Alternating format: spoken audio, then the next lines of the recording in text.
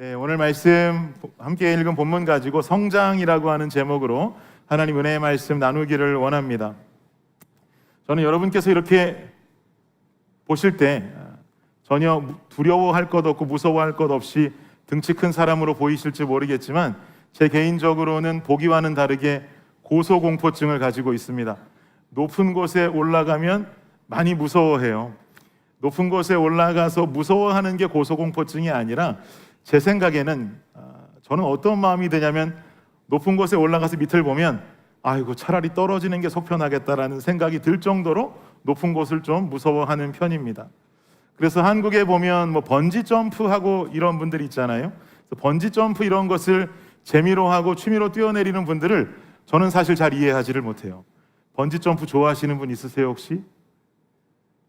있으시구나. 저희 집에 저랑 같이 사는 여인도 그런 거 참 좋아하거든요. 그래서 이해가 되지는 않지만 그런 분들도 있다라는 것은 제가 알고 있습니다.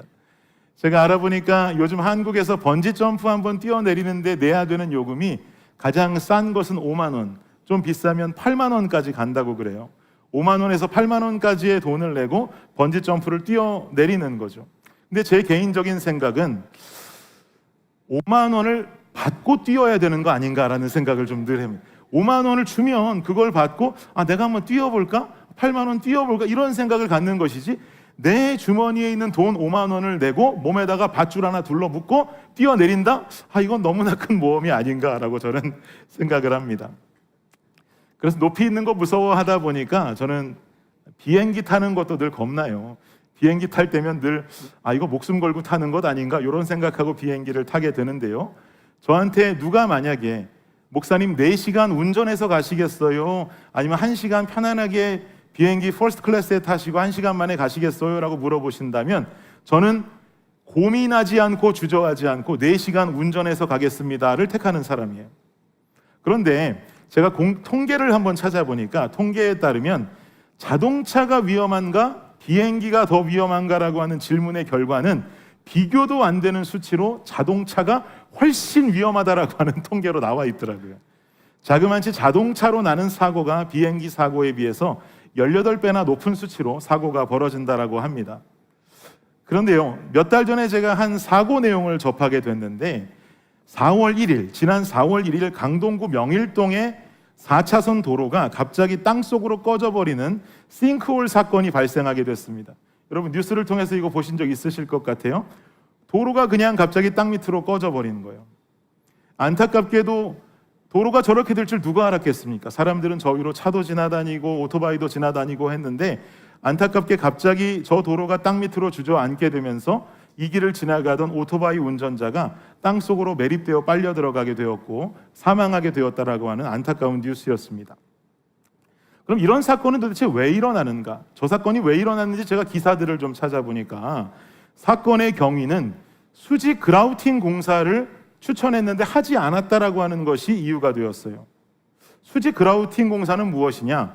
이 도로 아래로 지하수와 같은 물들이 유입될 수가 있고 물이 들어가 있다 보면 그 도로 아래에 조그만 공간들이 점점 물이 지나가면서 확장될 수가 있으니까 수직으로 관 같은 것을 넣어서 시멘트를 이렇게 부어가지고 도로 아래에 확장될 수 있을 만한 어떤 그런 근거가 있는 공간들을 시멘트로 막는 공사를 해야 된다는 거죠. 그 공사를 저 길은 분명히 해야 됩니다라고 정부에서 추천을 했는데 그것을 하지 않았다는 것이죠. 그러다 보니 도로 아래로 공간이 생기고 또 물들이 유입되고 하다 보니까 그 공간이 점점 커지고 더 커지더니만 결국 도로 위를 달리는 자동차들의 무게를 견디지 못하고 도로 아래에 비어있는 공간으로 땅이 꿍 하고 꺼져버린 것입니다. 저 사건을 보면서 저는 도로는 하늘보다 안전하지 않겠는가라고 하는 제 생각, 그리고 나만 운전을 조심하면 되고 방어 운전하면 도로 위에서 사고 날 일이 없다라고 하는 제 생각이 저 사건을 보는 순간 와장창창 무너지게 됐어요. 지면 위를 달리니 안전하고 든든할 수 있다라고 생각했었는데 우리가 달리고 있는 길도 혹시 도로 아래 아무것도 없이 비어있는 껍데기일 수도 있겠다, 그런 도로가 있을 수도 있겠다라고 하는 생각을 하니까 이거 무엇을 믿고 무엇을 신뢰하면서 삶을 살아야 될까라고 하는 생각이 제 마음 가운데 들더라고요. 여러분은 저마다의 인생을 살아가시면서 무엇을 믿고 무엇을 신뢰하면서 살아가고 계십니까? 제가 요즘 매체들을 통해서 접하게 되는 비기독교적인 가르침의 주된 사상이 뭐냐면 나 자신을 믿으라는 거예요. 나 자신을 믿어라. 자기 긍정, 자기 자신감을 가지고 살아가다 보면 바라는 것을 언젠가는 이룰 수 있게 된다라고 하는 가르침을 비기독교적인 가르침으로 주는 것이죠. 그러니까 다른 건 믿지 말고 네 자신을 믿고 자기 긍정, 자기 자신감 가지고 살아라라는 말들을 많이 합니다. 그렇다면 기독교에서 주는 가르침은 이것과 반대일까? 이것과 반대라고 한다면 너무 이것은 자기 가치를 비하해버리는 가르침이 되고 말겠죠. 반대라고 한다면 당연히 나를 믿지 마라. 나는 아무런 힘도 없다. 아무런 능력도 없다. 뭐 이런 가르침이 되니까 이것은 당연히 기독교적인 가르침이라고 말할 수는 없을 것입니다. 예를 들면요. 이 핸드폰은 제가 사용하는 아이폰입니다. 언뜻 보시기에는 최신형 폰 같아 보일지 몰라도 출시한 지 이미 몇 년이 지나버린 제품입니다. 그렇다면 시간이 몇 년 지나버렸으니 제가 쓰는 이 아이폰 제품이 가지고 있는 능력은 아주 형편없을까요? 그렇지 않아요. 여전히 좋은 능력을 가지고 있는 제품이고 또 이 아이폰을 만들어낸 애플이라고 하는 제조사는 계속해서 소프트웨어를 업그레이드해주고 고장이 나면 무료는 아니라도 고쳐주고 하면서 계속 이 전화기를 사용할 수 있도록 뒷받침해줍니다. 이게 지금 중요한 키포인트인데요. 비기독교적인 세상의 가르침은 우리의 존재 여부에 관한 전제가 없어요. 이게 무슨 말이냐? 비기독교적인 세상의 가르침은 우리의 존재 여부에 관해서 뭐라고 말하느냐? 그저 진화적인 존재라고 말할 뿐이죠.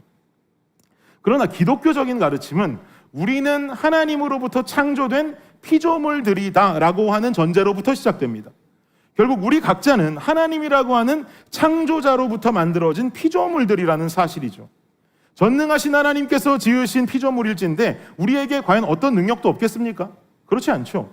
우리의 능력이 고장 아이폰보다 못하겠냔 말입니다. 우리의 능력도 뛰어나죠.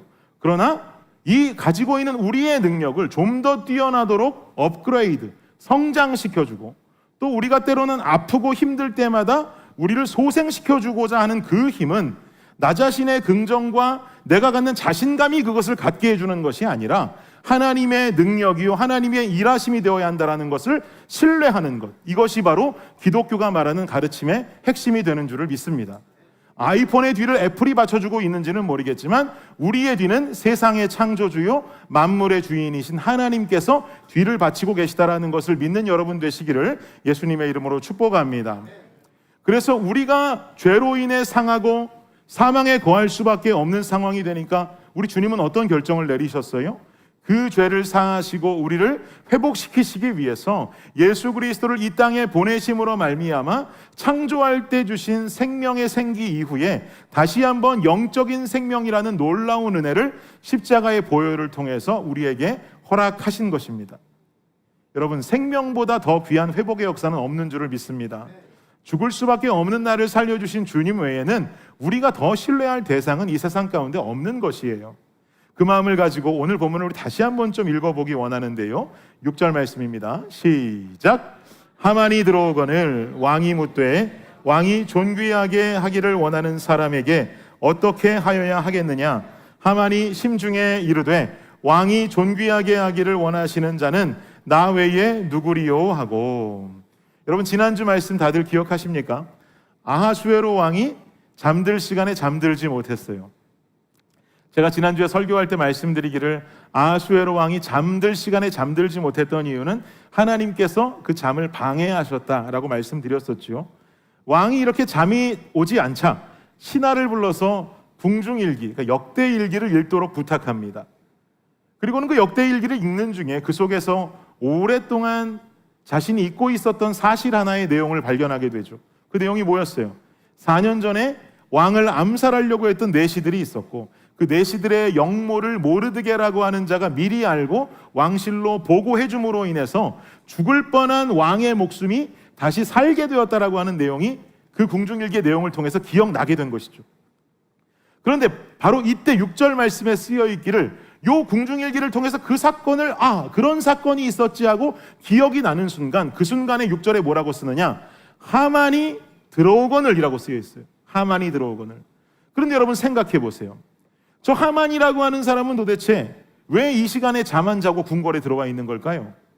왕은 잠자야 될 시간에 잠이 안 와가지고 지금 고생하고 있는 이 시간에 저 하만은 왜 그 시간에 저 사람에게도 밤중이고 저 사람에게도 자야 하는 시간일진데 무슨 급한 일이 있어서 자기 집도 버젓이 있는 사람이 왕의 궁에 들어와 있냐 이 말입니다. 에스더 6장 4절을 보면 하만이 지금 궁궐에 들어와 있는 이유가 명확하게 나와 있는데요. 함께 한번 읽어보죠. 시작. 왕이 이르되 누가 뜰에 있느냐 하매 마침 하만이 자기가 세운 나무에 모르드게 달기를 왕께 구하고자 하여 왕궁 바깥들에 이른지라. 아멘. 하만이 왜 궁에 들어왔답니까? 자기가 세운 나무에 모르드게를 달기를 왕께 구하고자 들어왔다는 거예요. 하만은 지금 20m가 넘는 높이의 장대를 세웠어요. 이 장대에 모르드게를 달아가지고 죽이기를 원하고 있습니다. 그런데 이 모르드게를 달아가지고 죽이려고 하는 이 계획을 이 하만은 마음속에 얼마나 분노가 가득했는지 하루라도 빨리 죽이고 싶은 이 모르드게를 빨리 저 나무에 매달고 싶은 거예요. 그 마음을 가지고 얼른 왕께 가가지고 허가를 받아서 하루라도 빨리 이놈 죽여버려야겠다라고 하는 마음으로 궁궐에 들어온 것이죠. 근데 여러분 이거 내일 아침에 상의해도 되는 내용이잖아요. 그 모르드게 내일 아침에 상의하고 죽여도 되는 내용인 것을 하만은 지금 이 하루조차도 참기가 어려운 거예요. 그 증오가 그만큼 불타오르고 있다라고 하는 것을 우리는 알 수 있는 대목이 되는 것이죠. 어떻게든 하루빨리 모르드게를 죽여야만이 하만의 속이 풀릴 수가 있는 것이에요. 그런데 다시 6절을 보시면 이 6절에 말하기를 하만이 들어오거늘 왕이 묻되, 왕이 질문합니다. 뭐라고 질문하는가? 내가 존귀하게 만들어주기 원하는 사람이 있는데 어떻게 그를 존귀하게 만들어주면 좋을까? 지금 왕은 누구를 두고 하는 말이에요? 모르드게를 두고 하는 말이에요. 하만이 그토록 죽이고 싶어하는 모르드게를 두고 왕은 지금 말하고 있는 거예요. 근데 그 말을 듣고 있는 하만은 뭐라고 생각해요? 왕이 존귀하게 여길 수 있는 자가 나 말고 또 누가 있겠는가? 왕은 모르드게를 생각하고 질문했는데 그 질문에 답을 하는 하만은 이거 나를 위한 질문이구나라고 착각하고 있는 거예요. 하만의 이러한 착각의 시작은요, 여러분, 교만으로부터 오고 있는 것입니다. 페르시아 제국의 넘버 2, 그리고 왕의 반지를 받을 만큼이나 왕의 총애를 받으며 살아가는 자, 게다가 정확한 이유는 모르지만 왕비의 초대를 받을 수 있는 유일한 민간인이니 그의 교만함은 점점 하늘을 찌르고만 있는 것이죠. 그러니 왕이 존귀하게 여기고 싶은 주인공이 이거 나 말고 누가 있겠나? 이거 왕이 지금 나한테 뭔가 칭찬을 주고 싶어서, 나한테 뭔가 상을 내리고 싶어서 나한테 묻고 있는 것이구나라고 착각하는 거예요. 여러분, 잠언서에 보면 교만을 뭐라고 말합니까? 우리 아까 호범이 형과 전도사님도 말씀하셨는데 교만은 패망의 선봉이요 거만한 마음은 넘어짐의 앞잡이다라고 말합니다. 이 말씀이 실제로 이루어지는지 한번 그 뒤에 이어지는 구절을 한번 확인해 볼까요? 9절 말씀 함께 한번 읽겠습니다. 시작. 그 왕복과 말을 왕의 신하 중 가장 존귀한 자의 손에 맡겨서 왕이 존귀하게 하시기를 원하시는 사람에게 옷을 입히고 말을 태워서 성중 거리로 다니며 그 앞에서 반포하여 이르기를 왕이 존귀하게 하기를 원하시는 사람에게는 이같이 할 것이라 하게 하소서 하니라. 하만은 지금 완전히 착각해가지고 이거 나를 높여주려고 왕이 지금 나한테 돌려 물으시는구나 라고 생각하더니만 뭐라고 아이디어를 내느냐? 왕이시여, 그 사람이 누군지는 모르겠지만 그 사람에게 왕복을 입혀주시고 그리고 왕의 말 위에 그 사람을 태워서 성 안에 있는 거리로 돌아다니면서 이 사람은 왕이 존귀하게 여기는 자이다, 이 사람은 왕이 귀하게 여기는 사람이다라고 선포하고 다니면 어떻겠습니까? 라고 아이디어를 내놓는 거예요. 그 말을 듣자 왕이 대답하기를 야 하만, 너무 좋은 생각이야. 너 진짜 너무 그레이트 아이디어야. 너는 지금 당장 유다 사람 모르드게에게 가서 내 옷을 입혀주고 내 말에 태워서 거리를 돌아다니면서 누군가 외쳐야 되는데 누가 외칠까? 하만, 네가 좋겠어. 네가 직접 말을 끌고 다니면서 이 사람이 왕이 존귀하게 여기는 사람입니다, 이 사람이 왕이 가장 아름답게 여기는 사람입니다라고 말하면서 거리를 싹 다 돌고 들어와라라고 명령하는 거예요. 이게 무슨 날벼락입니까? 하만의 마음속에는 온통 모르드게로 가득했어요. 하루라도 빨리 죽여버리고 싶은 모르드게, 얼른 내가 세워놓은 20m 넘는 그 장대에 매달아서 죽이고 싶은 모르드게로 하만의 마음은 가득 차 있어요. 반대로 왕의 마음속도 모르드게로 가득 차 있어요. 내 목숨을 살려준 은인, 죽을 뻔한 나를 살려준 은인 모르드게로 왕의 마음이 가득 채워져 있어요. 자신의 목숨을 살린 모르드게를 어떻게 하면 높여줄 수 있을까? 어떻게 하면 모르드게를 존귀하게 여겨줄 수 있을까만 왕은 고민하고 있는 거예요. 여러분, 인간에게 있어 생명보다 소중한 것이 없고 생명을 살려준 것만큼이나 감사하고 고마운 일은 없는 것입니다. 그를 높이고 존귀하게 여기는 것 당연한 일이에요. 이것은 하나님을 믿는 사람이건 믿지 않는 사람이건 이것과 상관없이 누가 내 목숨을 살려줬다? 이 사람을 위해서 높이고 그 사람을 위해서 살아가는 인생을 사는 것은 이건 당연한 인지상정입니다. 근데 참 신기하게도 인간과 인간 사이에서도 당연히 여겨지는 이러한 인지상정이 우리의 신앙과 접목이 되기는 참 쉽지가 않더라는 거예요. 이게 무슨 말인가? 우리가 하나님을 믿는 성도로서 가져야 하는 신앙의 본질이 바로 지금 여기에 있거든요. 예수 그리스도의 십자가 보혈로 인해서 죽을 수밖에 없는 내가 생명을 얻었어요. 즉 우리는 목숨을 구원해 주신 하나님의 은혜를 모두 다 경험한 자들인 줄을 믿습니다. 그러면 우리 안에 생겨야 되는 당연한 인지상정은 뭐겠어요? 내 목숨을 살려주신, 내게 생명 주신 하나님을 어떻게 하면 나는 높여드릴 수 있는가? 어떻게 하면 그분을 존귀하게 높일 수 있는 것인가를 고민하고, 어떻게 하면 내가 그분을 위해서 살아갈 수 있겠는가를 고민해야 된다는 것이죠. 우리의 마음속은요, 이러한 고민들로 가득해야 당연지사 인지상정이란 말이에요. 이게 바로 우리가 가져야 되는 신앙의 본질이란 말이죠. 여러분 생각해 보시면 뭐 때문에 처음 예수님 믿으셨습니까? 뭐가 감동돼서 예수님 믿으셨어요? 우리가 예수님을 믿게 된 근본적인 이유는 바로 이 신앙의 본질 하나 때문이에요. 요한복음 3장에 말하는 것처럼 하나님이 세상을 이처럼 사랑하사 독생자를 주셨으니 이는 저를 믿는 자마다 멸망하지 않고 영생을 얻게 하려 하심이라. 믿으십니까? 우리가 예수님을 믿을 수 있었던 첫 번째 감동은 나 같은 죄인을 이처럼 사랑하신, 즉 십자가에 죽기까지 사랑하신 그분의 사랑에 감격해서 그 사랑이 나에게 생명을 주셨다는 이 기쁨에 감사해서 예수님을 믿게 된 것인 줄을 믿습니다. 그런데 그렇게 예수를 믿고 신앙생활을 시작하면서 이 본질적인 감동이 점점 사라져버리는 것을 발견하게 되더란 말이에요. 그러니까 내 신앙이 어떻게 변질돼요? 내가 주님을 위해서 무엇을 할 수 있을지, 내가 어떻게 하나님을 높일 수 있을지를 고민하기보다 반대가 되는 거예요.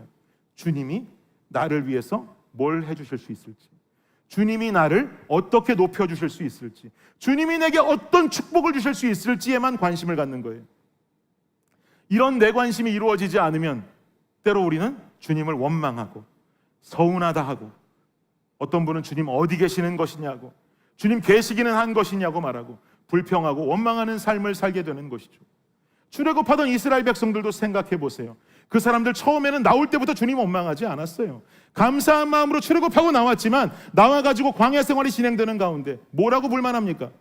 고기는 안 주신다고 불만하고, 물은 어디 있냐고 불만하고, 이 모든 본질적인 요소들이 이 광야라고 하는 시간을 지나가면서 변질되어 버리는 것이죠. 우리의 삶도 똑같은 거예요. 세상이라고 하는 광야를 지나다 보니 우리의 신앙이 변질돼요. 본질이 사라져 버려요. 토대가 무너져 버리는 거예요. 여러분, 우리 이러면 안 되는 겁니다. 사랑하는 여러분, 신앙의 성장은 더욱 본질로 돌아가는 것인 줄을 믿습니다. 더욱 본질로 돌아가는 것이 신앙의 성장이에요. 계시록 2장 4절을 보면 이렇게 말하죠. 시작. 그러나 너를 책망할 것이 있나니 너의 처음 사랑을 버렸느니라. 에베소 교회를 향한 하나님의 책망의 말씀입니다. 처음 사랑을 버렸다. 처음 사랑이 사라져버렸다. 신앙의 본질의 토대가 사라졌다는 거예요. 사도 바울은 전도 여행을 다니던 곳곳마다, 여러분, 사도 바울이 전한 메시지는 다른 복음이 없어요. 예수 그리스도가 하나님의 아들인 것과 그의 십자가가 우리를 구원하셨다라고 하는 명확한 복음의 메시지만을 전했어요. 이 메시지를 통해서 에베소 지역은 아데미를 섬기던 그들의 문화들이 떠나가고, 주술을 하던 주술사들은 자신들의 주술책을 가지고 나와서 다 불태워버리는 놀라운 사건이 일어나지 않았습니까? 그야말로 은혜 받고 그들이 믿고 따르던 우상을 버리고 하나님을 더 사랑하게 되었던 이 본질적인 믿음, 처음 사랑을 잊어버리고 있다는 거예요. 그렇다고 에베소 교회가 완전히 다 무너진 것은 아니었습니다. 외적으로 보여지는 모습은 열심히 교회를 위해서 사역하고 섬기고 거짓 교사들 색출하고 하는 이 열심은 여전히 저 교회 안에 있었어요. 그러나 하나님은 책망하시기를 처음 사랑을 버렸다는 거예요. 너희들이 십자가 사랑에 감사하고 감격해서 나를 사랑할 수밖에 없었던 그 본질을 잊어버렸다는 거예요. 그거 없이 교회 위에 사역하고 교회를 위해 섬기고 거짓 교사를 색출하고 이 모든 것들은 다 저것이 없다면 중요하지 않다라고 말씀하고 계시는 것입니다. 여러분 한번 돌아보세요. 혹시 저 모습이 오늘 내 모습이 되고 있지는 않습니까? 십자가 사랑에 감사하고 감격해서 주님 믿겠노라 결단하고 주님 위에 살겠노라 결단하고 사랑하며 살겠노라 결단하고 주님 이름만 높이며 살겠노라고 했던 이 본질은 점점 퇴색되어져 가고, 기도해요, 찬양도 해요, 예배도 드려요, 기도하고 찬양하고 예배 드리는 삶을 살기는 사는데 결국 그 목적이 내 것을 채우기 위해서, 내 삶을 영화롭게 하기 위해서, 내가 높아지기 위해서, 내 자랑하기 위해서 주님 앞에 이런 것들만 구하며 살아가고 계시지는 않습니까? 사랑하는 여러분, 신앙의 성장은 더욱 본질로 돌아가는 것이라고 했습니다. 우리가 신앙생활을 하는 시간이 날로 거듭될수록, 날이 가고 해가 갈수록 우리는 더욱 이 본질로 돌아가야 할 줄을 믿습니다. 나에게 생명 주신 주님의 이름을 어떻게 높일 수 있을지, 어떻게 주님을 더욱 존귀하게 높일 수 있을지를 이 본질로 더욱 돌아가서 생각할 수 있어야만이 우리가 신앙생활을 해나가는 신앙의 세월과 비례하게 신앙이 점점 성장하게 되는 것이죠. 그럼 여러분, 어떻게 살아가는 삶이 주님을 높이는 삶일까요? 제가 여러분께 중요한 질문 한 가지 던지겠습니다. 우리가 믿고 있는 하나님은 이미 높으신 분입니까? 아니면 우리가 그분을 높여야만이 높아질 수 있는 분입니까? 이미 높으신 분인 줄을 믿습니다. 즉 우리가 주님의 이름을 높인다라고 하는 것은 여러분, 가끔 성도님들 중에 잘못 생각하시는 분들 계세요. 주님의 이름이 저 바닥까지 떨어져 있는 이름을 내가 노력하고 내가 잘 믿어서 주님의 이름을 으악 하고 높여드리는 게 아니란 말이에요. 그런 의미로 주님의 이름을 높이는 게 아니에요. 그럼 어떤 의미인가? 빌립보서 2장 말씀에 이렇게 말하는데요, 시작. 이러므로 하나님이 그를 지극히 높여 모든 이름 위에 뛰어난 이름을 주사 모든 입으로 예수 그리스도를 주라 시인하여 하나님 아버지께 영광을 돌리게 하셨느니라. 아멘. 모든 입으로 예수 그리스도를 뭐라고 시인해요? 주라 시인하여. 이미 높으신 하나님의 이름을 내 삶의 주인이시고 내 삶의 주권자로 시인하고 선포하는 것, 이것이 바로 주님의 이름을 높이는 삶의 모습이 되는 줄을 믿습니다. 더 이해를 돕자면, 제가 서론에 뭐라고 말씀드렸어요? 아이폰 뒤에는 누가 있어요? 애플이 있어요. 아이폰을 업그레이드 시켜주고 고장나면 고쳐주는 곳은 애플이에요. 근데 여러분, 애플이라는 이 회사의 이름이 어디 텍사스 시골 촌구석에 박혀있는 구멍가게가 아니잖아요. 그죠? 이미 주식시장에도 상장되어 있는 그야말로 대기업이에요. 누구 하나 애플이라고 하는 기업 모르는 사람 아무도 없습니다. 애플 무시하는 사람 누가 있을까요? 아무도 없어요. 그러면 애플이라고 하는 기업을 내가 높여야 높여져요? 이미 높아요. 이미 높아요. 굳이 내가 애플을 높이지 않아도 애플이라는 브랜드 네임은 이미 저 하늘에 가 있단 말이에요. 그럼 이 높은 이미지를 가지고 있는 회사를 나로 인해 더욱 높일 수 있는 방법은 무엇인가? 내가 가지고 있는 아이폰은 사실 최신 아이폰은 아닌데 애플이 참 기업 정신이 좋아서 이 소프트웨어 다 업그레이드 해주더라. 또 내 폰이 고장 났었는데 수리를 맡기니까 말끔하게 수리해 주더라. 도저히 쓸 수 없을 만큼 고장난 상태가 되었는데 애플 케어 들어서 보험에 들어있으니까 보험을 통해서 새 걸로 바꿔주더라 라고 하는 것을 내가 경험하고 내가 시인하고 주변으로 알리면 이 기업의 이미지가 더욱더 좋아지겠죠. 그럼 여러분, 우리 뒤엔 누가 있다고요? 우리 삶의 주인이요 주권자 되시는 하나님이 계시다고요. 우리의 주인 되시는 하나님은 이미 높아요. 애플하고 상대가 됩니까 여러분? 애플의 높이와 주님의 높이는 상대가 되지를 않아요. 애플이라는 기업보다 우리 하나님의 능력이 작습니까? 말도 안 되죠. 상대가 되나요? 애플이 가진 능력이 애플이면 우리 주님은 워터멜론이에요. 어마어마하단 말이에요. 애플과는 상대도 안 되는 엄청나게 큰 능력을 가지고 있단 말이에요. 이렇게 높으신 주님을 나로 인해서 더 높이는 방법은요, 내가 지금 이렇게 선하고 바르게 성장하고 변화된 삶을 살아가고 있는 이 모든 이유가 하나님의 은혜다라는 것.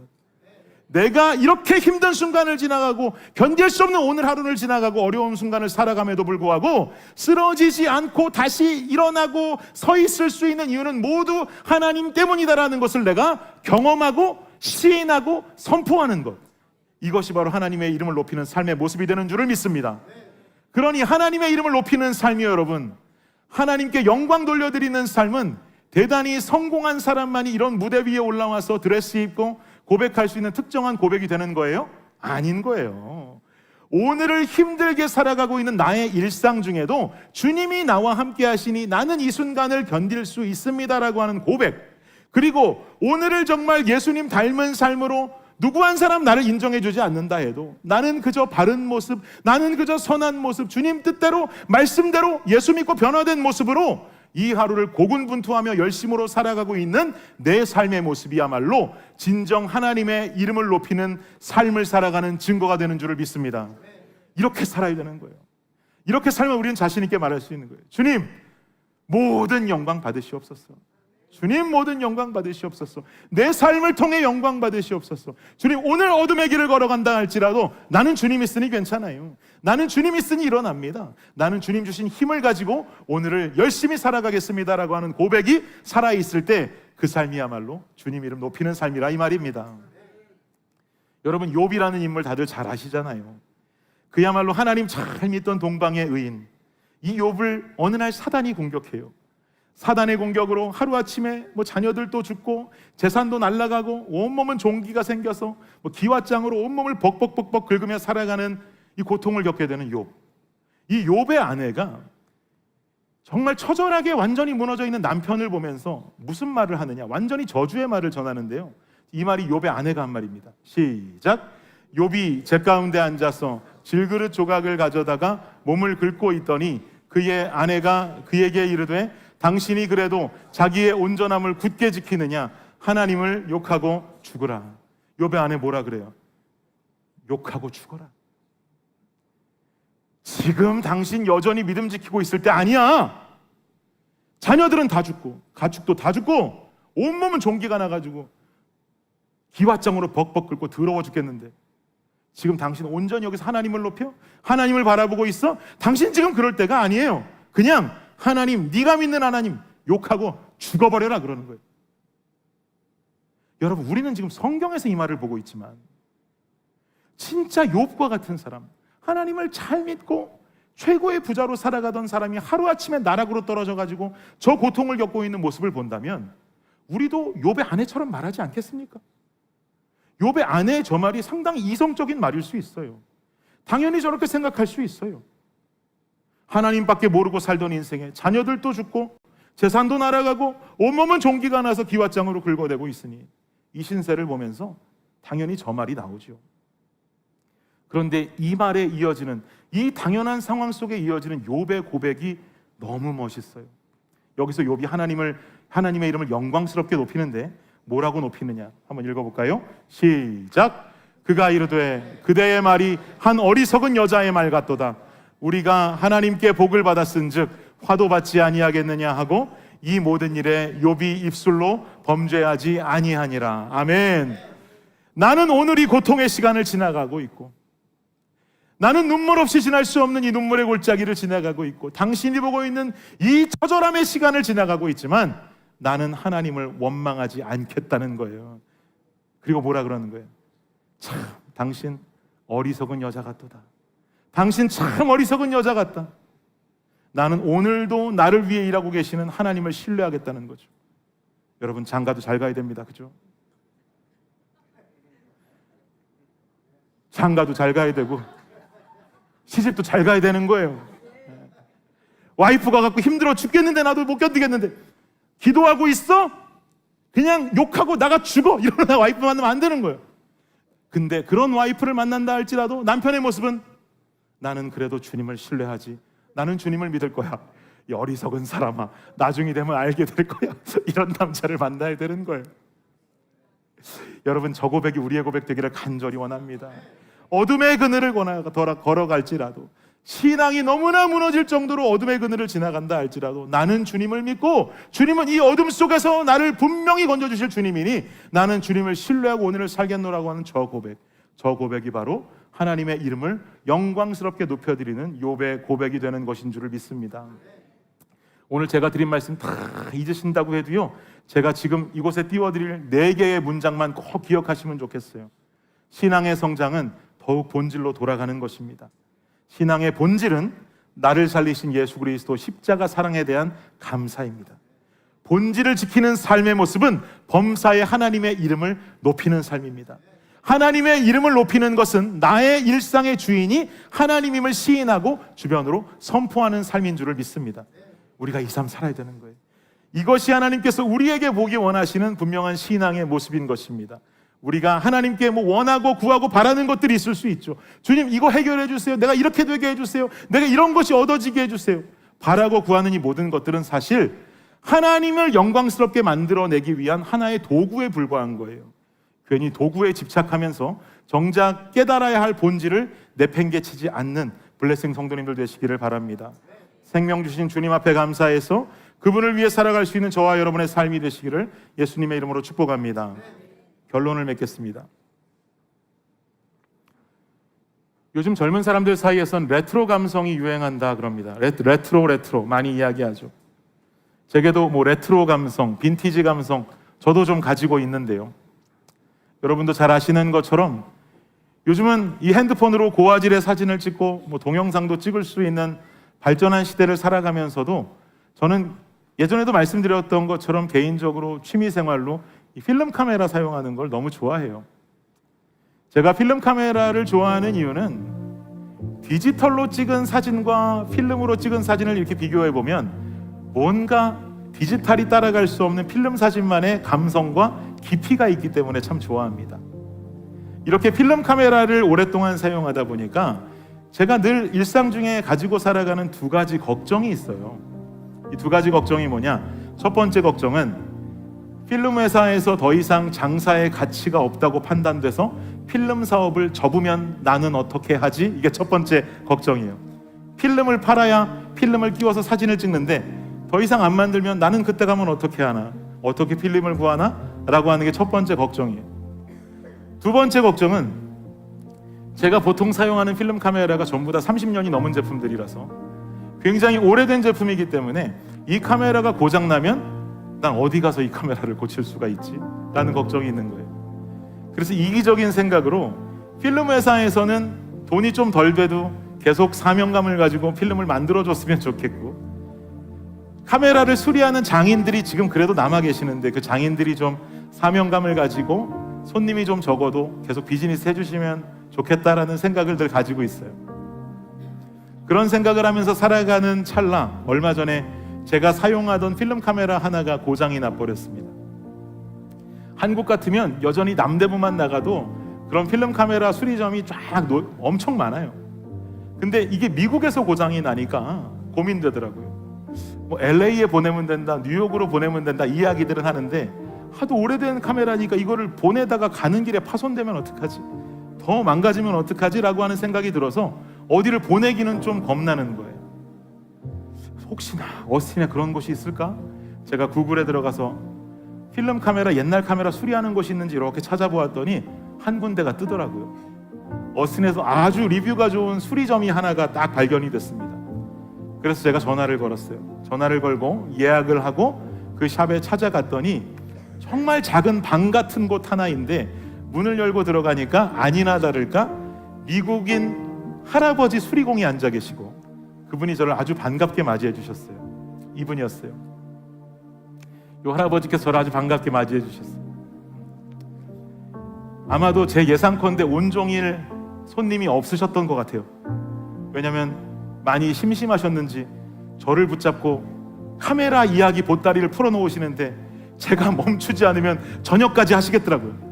근데도 이야기 듣다 보니까 참 재미난 시간이었어요. 막 자기 카메라를 꺼내면서 이 카메라 아냐고, 이 카메라 참 좋은 카메라라고 그러고 또 가서 저걸 꺼내오더니 이 카메라는 아냐고, 이 카메라 참 좋은 카메라라고, 네 카메라도 좋은데 이 카메라도 좋으니까 다음엔 이걸 사라고 막 너무나 신나가지고 막 저를 붙잡고 얘기하는 거예요. 내가 내 카메라 어디가 고장났다고 얘기한 걸 기억이나 하실 수 있을까 할 정도로 혼자 막 이야기하시는 거예요. 그러더니 마지막에는 자기네 샵 건너편에 무슨 라디오 커피인가 하는 커피숍이 있는데 커피가 맛있으니까 거기 가서 커피 한 잔 사서 집에 가라고. 사줄 것도 아닌데 뭐라 그런 말까지 해요. 사주긴 하던지. 그래서 제가 알았다고 그러고 이제 이야기를 한참 나누다가 제 수리를 부탁하고 카메라 수리를 부탁하고 나오면서 제가 그런 이야기 잘 안 하는데 이분을 붙잡고 뭐라고 말했냐면, 부탁인데 오랫동안 이 비즈니스를 유지해 달라고.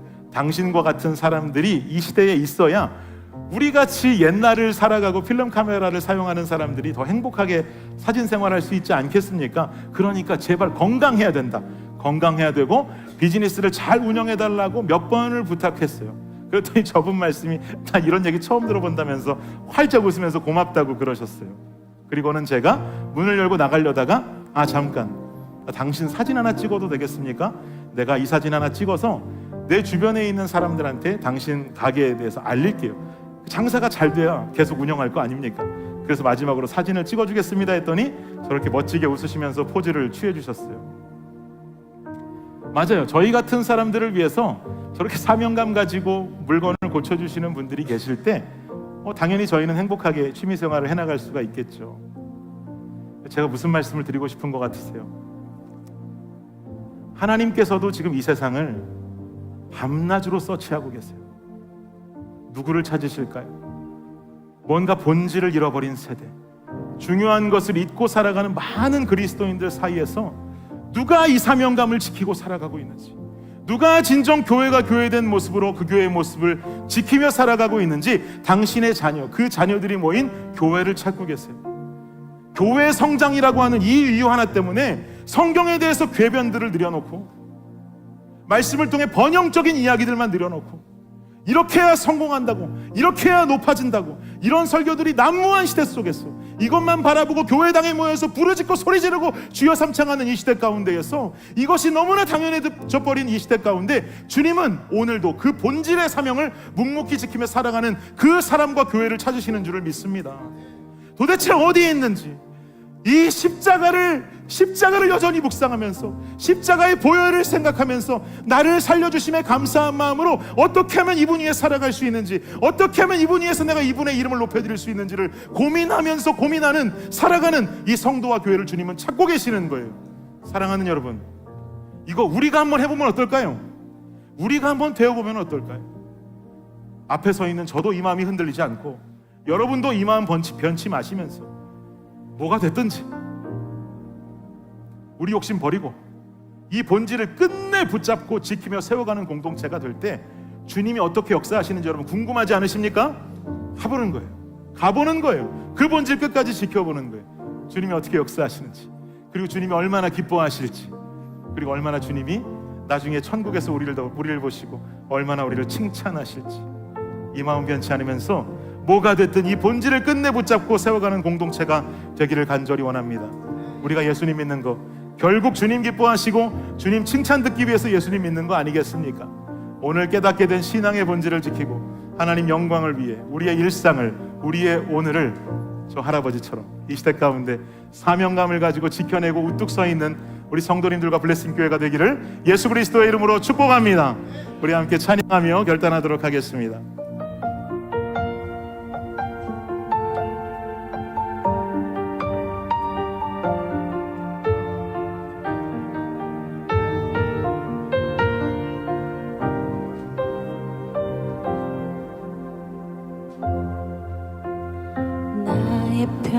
평생에 가장 복된 일은 내가 예수님을 만난 것이라.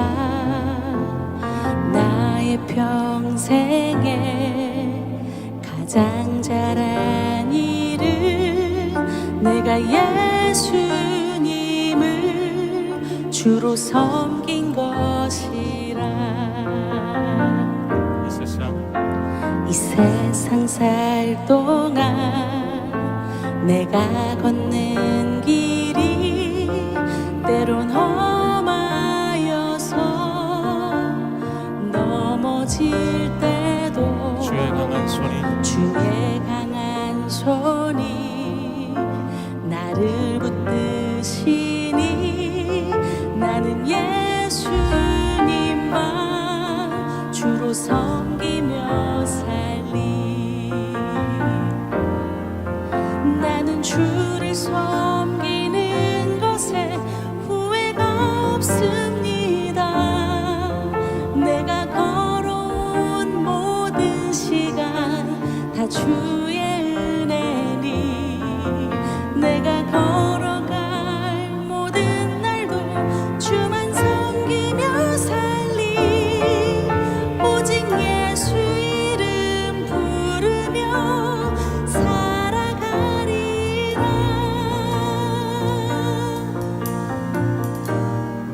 고백합니다. 나의 평생에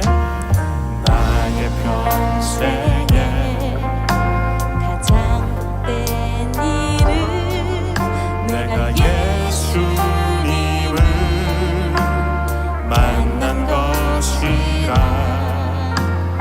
나의 평생에 가장 잘한 일은 내가 예수님을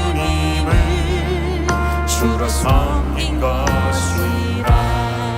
나는 주를 섬기는 것에 나는 주를 섬기는 것에 후회가 없습니다.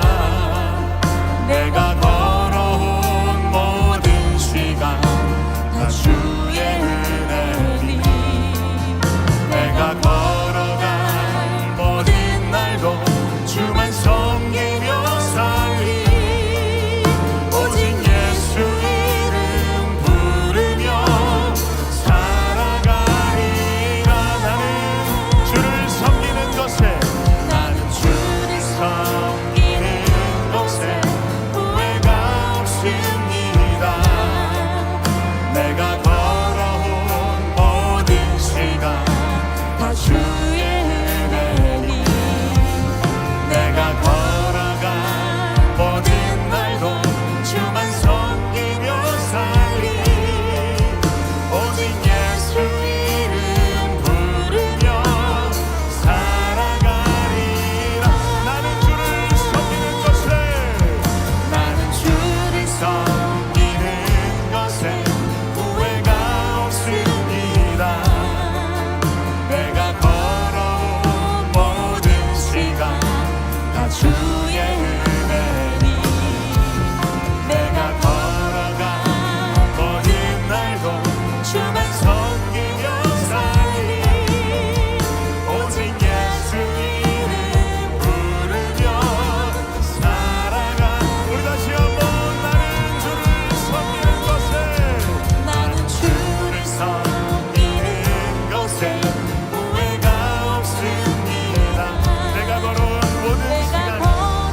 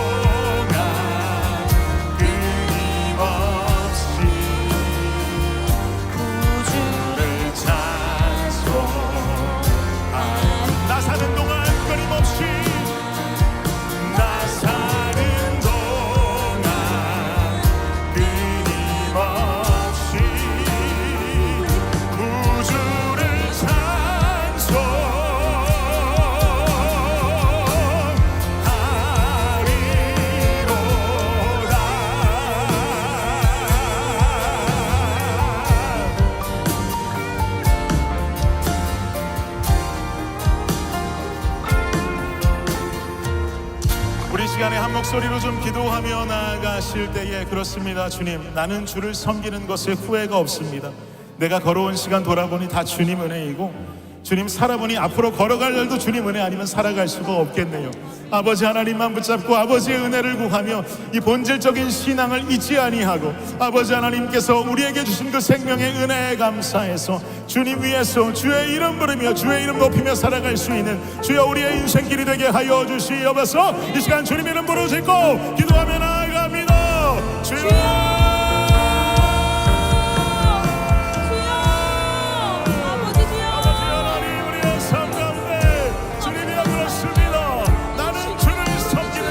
후회가 없음을 고백합니다.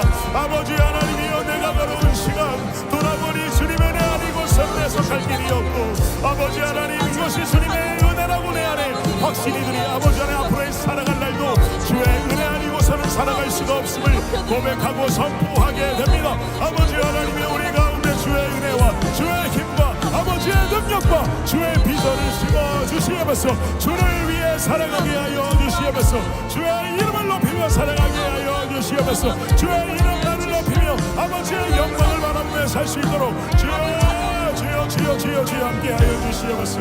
주님 붙잡아 주시옵소서. 주님 영광스러우신 주님, 주여 영광스러우신 그 주님으로 우리의 삶을 통해 우리의 고백을 통해 쓰도록 높여주시도록 주님 함께 하여 주시옵소서. 주님 함께 하여 주시옵소서. 역사하여 주시옵소서. 나는 주를 섬기는 것에, 나는 주를 섬기는 것에 후회가 없습니다. 내가 걸어온 모든 시간이 다 주님 은혜인 줄을 믿습니다. 할렐루야. 내가 걸어갈 모든 날도 주만 섬기며 살리, 오직 예수 이름 부르며 살아가. 우리 한 번 더, 나는 주를 섬기는 것에, 나는 주를 섬기는 것에 후회가 없습니다.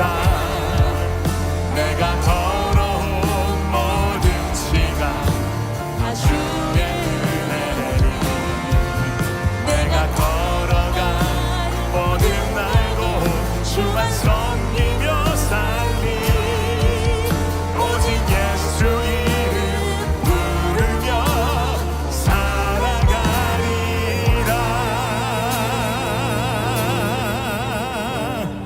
주님 감사합니다. 우리의 삶이 오직 예수 이름 부르며 아버지 하나님께서 주신 그 평안과 기쁨 가지고 살아가며 감사함 속에 살아가는 우리의 삶이 되게 하여 주시옵소서. 이 본질이 사라지지 않는 아버지 하나님께서 이 시대에 그토록 찾으시는 성도, 그토록 찾으시는 교회가 이 교회요 나 자신이 되게 하여 주시옵소서. 이 본질을 잊지 아니하고 하나님을 기쁘게 하는 성도의 모습으로 살아가는 우리가 될 수 있도록 역사하여 주시옵소서. 감사합니다. 예수님의 이름으로 기도드립니다. 아멘, 아멘. 자리에서 일어나셔서 우리 함께 기쁨으로 주님 찬양하며 예배 마무리하도록 하겠습니다.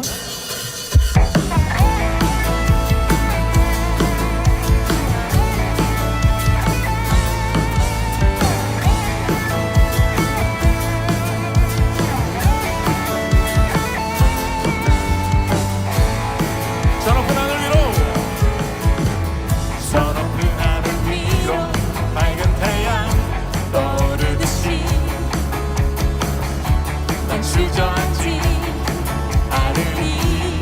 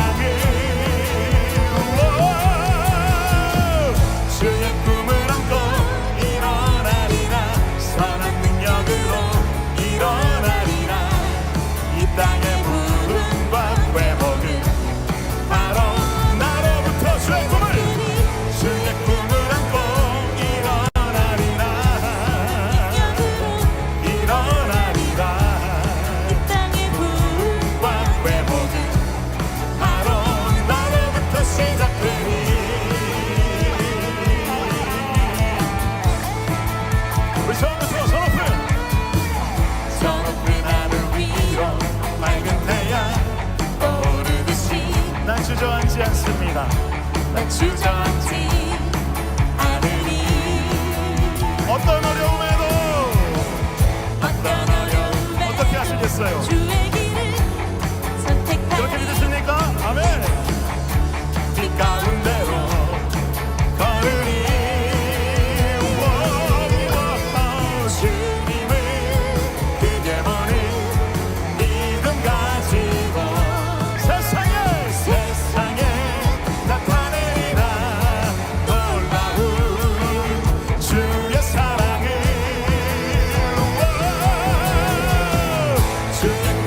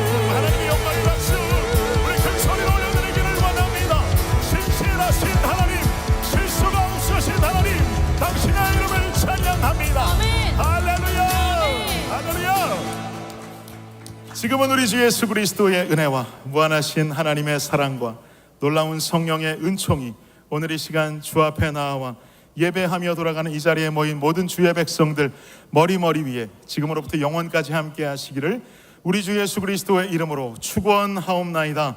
아멘.